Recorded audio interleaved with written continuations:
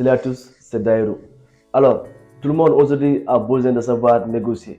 Que vous soyez employé, que vous soyez étudiant, que vous soyez entrepreneur, que vous soyez tout ce que vous voulez. Si vous ne savez pas négocier, vous ne pouvez pas réussir. Aujourd'hui, on va voir dans cette chronique entrepreneuriale comment faire pour réussir une négociation, pour amener son interlocuteur à accepter son offre et conclure le contrat. Et surtout, rester jusqu'à la fin.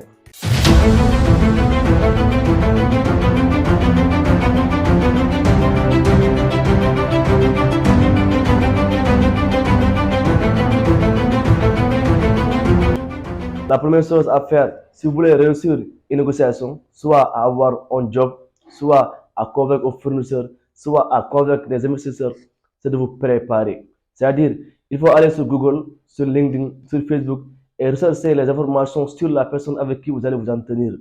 Parce que ça, c'est très important. Quand je dois en tenir avec un client, avec un fournisseur, avec un investisseur, je vais d'abord chercher des informations sur lui pour savoir en fait quelles sont ses convictions, quelles sont ses aspirations, quel qu'il anime en fait. Et là, comme ça, le jour de la rencontre, je vais m'appuyer dessus pour faire comme si que je crois aux mêmes valeurs que lui, que je suis dans le même cas que lui. Donc la première chose que vous devez faire, et c'est très important, si vous voulez réussir à convaincre une personne lors de négociations, c'est de chercher des informations sur lui pour voir exactement comment faire pour toucher ses émotions, pour pouvoir quand même l'amener en fait à le convaincre. Donc première chose, il faut vous préparer. Et maintenant, deuxièmement, il faut commencer par un compliment. Donc, si vous allez voir votre interlocuteur, ou bien si vous devez vous rencontrer, avant même de commencer à parler, complimentez-le, soit sur son apparence, soit sur son lieu de travail.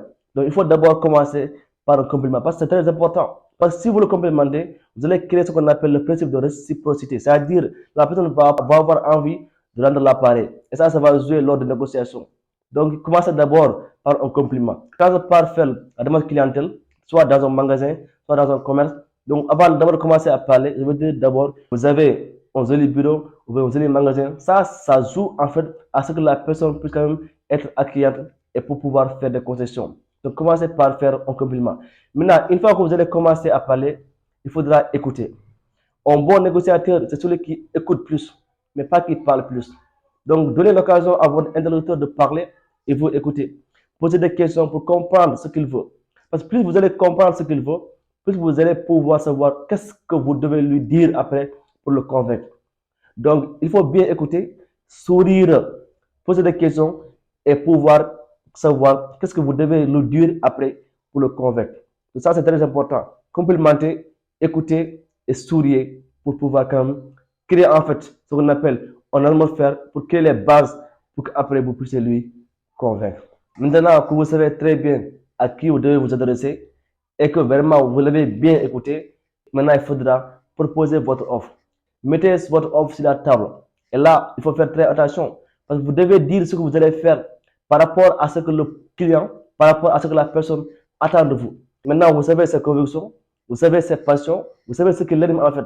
Et là, vous allez vous présenter votre offre par rapport à ses convictions, par rapport à son offre. Et surtout, il faut savoir que si vous présentez mal ce que vous faites bien, la personne va penser que vous le faites mal. Donc, il ne suffit pas de savoir ce que vous faites, il ne suffit pas de maîtriser ce que vous faites, mais il faut surtout savoir l'expliquer carrément. Donc, après avoir écouté, il faudra surtout bien présenter votre offre pour que la personne puisse savoir que vous êtes là pour lui, mais pas pour son argent en fait. Donc, vous êtes là pour lui apporter une solution, vous êtes là pour régler son problème.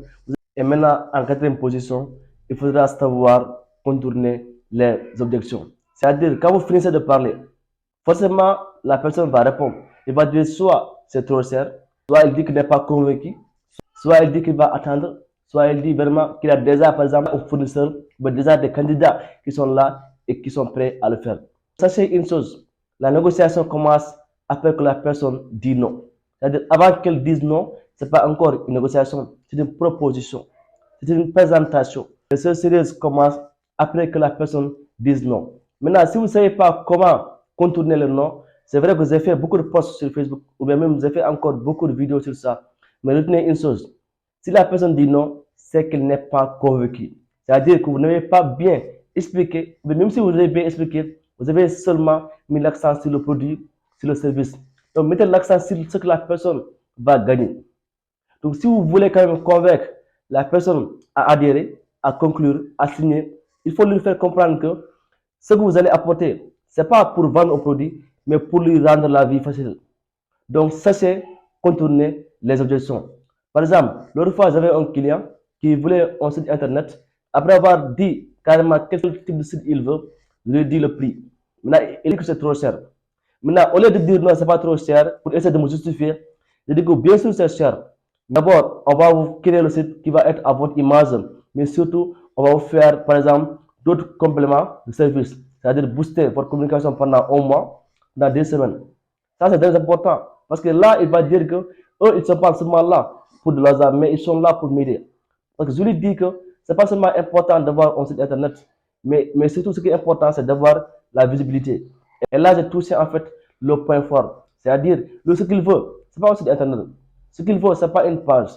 Ce qu'il faut, c'est la visibilité pour pouvoir après avoir des ventes, avoir vraiment des prospects. Donc, je lui parlais de ça. Et là, ça lui a convaincu, à oublier un peu le fait que c'est trop cher. Maintenant, il a mis l'accent sur ce que nous faisons pour lui. Et faites la même chose. Il faudra surtout lui faire comprendre que vous êtes là pour l'aider. Vous êtes là pour donc, le prendre au point 1 jusqu'à l'amener au point 2, mais pourquoi pas au point 10. Et ça, c'est très important. Donc, ça, c'est contourner les objections. Et ça, c'est que le non n'est jamais définitif. Le non, ça veut dire que la personne n'est pas convaincue. Donc, quatrième position, il faut savoir contourner les objections, savoir contourner les noms pour l'amener quand même à signer, à conclure l'accord. Maintenant, cinquièmement, il faut rester ferme. C'est-à-dire, après avoir bien présenté votre offre, vous allez apporter au prospect, maintenant, il faudra rester ferme. C'est-à-dire, il ne faut pas mendier en fait. Parce que sinon, il va penser que vous êtes désespéré. Donc, il faut lui comprendre que vous avez déjà des clients qui ont accepté et que vous voulez seulement lui donner une opportunité qu'il doit saisir. Mais si vous restez là à mendier, à négocier encore le prix, il va dire que vous n'êtes pas quand même à la hauteur de ce que vous dites. Donc, il ne faut surtout pas donner des signes de faiblesse. Donc, restez ferme et s'il faut même, laissez-le partir. Il vaut mieux ne pas conclure un accord que de conclure un mauvais accord.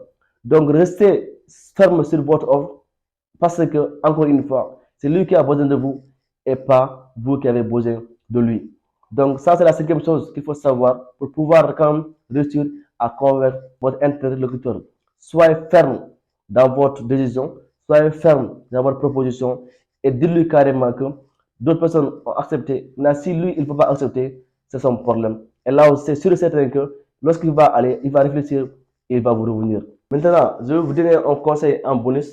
Si vous voulez réussir en négociation, si vous voulez réussir en business, si vous voulez quand même donc avoir une équipe avec qui vous allez s'unir ensemble pour pouvoir réussir, j'ai créé un groupe qui s'appelle Dairu Academy, un groupe dans lequel on parle de l'entrepreneuriat, du business, du développement personnel pour pouvoir ensemble réussir à atteindre votre objectif.